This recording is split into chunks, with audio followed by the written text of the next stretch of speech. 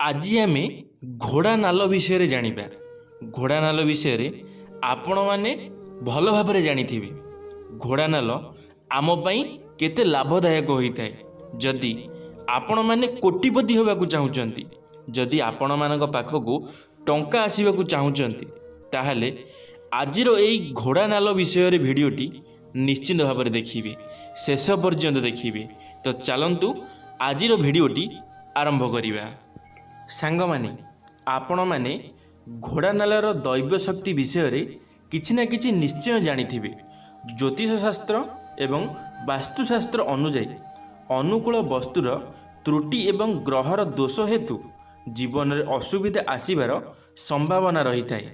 एहीपरि जीवनर प्रत्येक मोड़े बेले बेले जड़े व्यक्ति विफलता सहित उदासर मध्य सामना करने को पड़ी थाए। एही परिप्रेक्ष्य रे एहाकू एड़ाइबा पई घोड़ा नालर व्यवहार करिबा लाभदायक बोली कुहा जाई थाए। विश्वास करा जाई जे घोड़ा नालरे तैयारी मुदी पिंधिबा द्वारा धन संपदीय समस्यारू मुक्ति मिली थाए।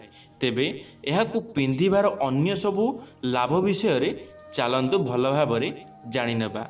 ग्रह माने मध्य जीवन रे चलीथिबा असुविधार सम्मुखीन हुअंती। एही परिप्रेक्ष्य रे घोड़ा नालरे निर्मित मुदी पिंधा जाई थाए। सांग माने जदि आपण माने घोड़ार नालर मुदी पिंधुचंती, ताहले आपणकर जदि धन संपत्ति रे कौनसी असुविधा रही, जदि आपणक पाखरे टंका अंटू नाही बा आपणक पाखकू टंका माँ लक्ष्मी आसु नाहांती, ताहले आपण माने घोड़ा नालर मुदी पिंधि पारिबे, जहाँकि आपणक पई बहुत लाभदायक रहिबो। सांग माने कला घोड़ा नालरे तैयारी मुदी पिंधिबा द्वारा घरे सुख समृद्धता एवं शांति सहित खाद्य एवं धनर अभाव केबे भी हेले रही न थाए।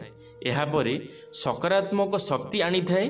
ज्योतिष शास्त्र एवं वास्तुशास्त्र अनुଯାयी घरर मुख्य द्वार रे यू आकृतिर घोड़ा नाल रखिबा द्वारा कली झगड़ा देश उत्तेजना दूर होता है एवं घरे झगड़ा लगी न थाए।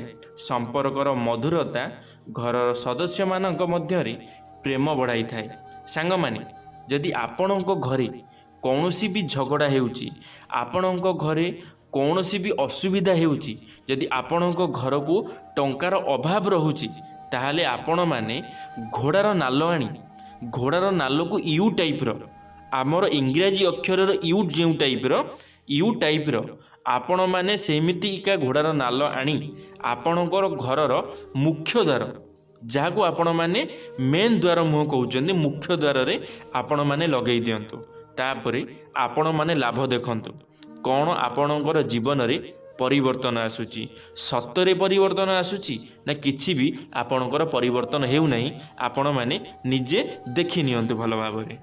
जदि आपण जीवन रे अनेक असुविधार सम्मुखीन हेउछंती, तेबे हाथ रे एक कला घोड़ा नालयुक्त ब्रेसलेट किंबा कड़ा पिंधिबा लाभदायक हेबो। एहा जीवनर समस्त समस्यार समाधान करिबा सहित परिवार रे सुख एवं समृद्धिर वातावरण सृष्टि करिवो। आजिर व्यस्तबहुल जीवन रे अनेक लोक चाप एवं टेंशन रे पीड़ित। एही परिस्थिति रे एथिरु मुक्ति पाइबा पई घोड़ा नाल पिंधिबा द्वारा आवश्यक मिली थाए। सांग माने जदि आपण माने अधिक चिंता करूछंती, अधिक टेंशन रे रहउचंती, कौनसी कथा को नहीं बिना मतलबर कथा को नहीं आपण माने टेंशन रे रहउचंती, आपण माने उदास रहउचंती, ताहले आपण माने घोड़ा नालर ब्रेसलेट हेउ कि कड़ा हेउ आपण माने पिंधिले आपणकर आउ केबे भी हेले असुविधा हेबो नाही। आपण माने जो अजथा चिंता करूछंती से चिंता आउ आपणक मुंड को आसीबो नाही। सेथिपई जेते शीघ्र पारुचंती जेते जल्दी पारुचंती आपण माने घोड़ा नालर तैयारी कड़ा हेउ नहले ब्रेसलेट हेउ पिंधि दियंतु।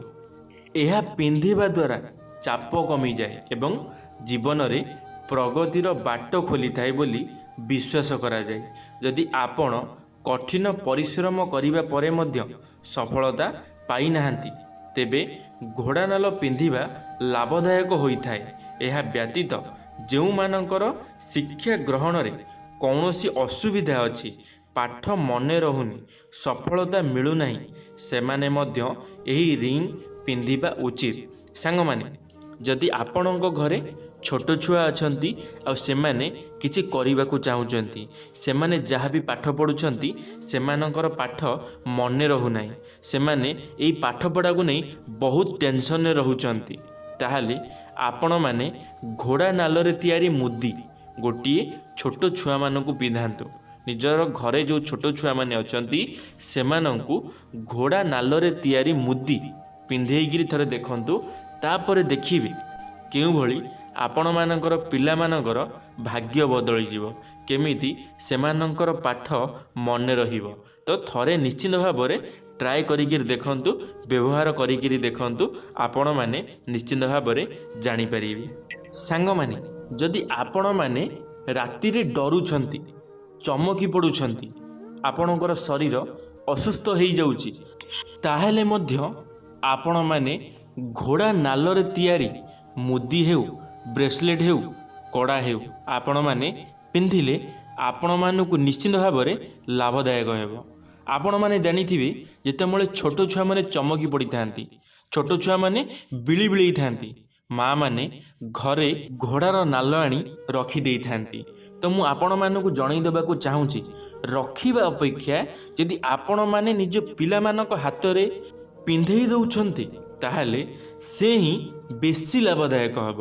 ତ ସେଥିପାଇଁ ଆପଣମାନେ ଯେତେ ଶୀଘ୍ର ପାରୁଛନ୍ତି, ଆପଣଙ୍କର ପିଲାମାନେ ଯଦି ଚମକୁଛନ୍ତି, ଡରୁଛନ୍ତି ବା ରାତିରେ କାନ୍ଦୁଛନ୍ତି, ତାହେଲେ ଆପଣମାନେ ଘୋଡ଼ାର ନାଲ ଆଣି ପିନ୍ଧାଇ ପାରିବେ। ଶନିବାର ଏହାକୁ ପିନ୍ଧିବା ପାଇଁ ସବୁଠାରୁ ଭଲ ଦିନ ଭାବରେ ବିବେଚନା କରାଯାଏ।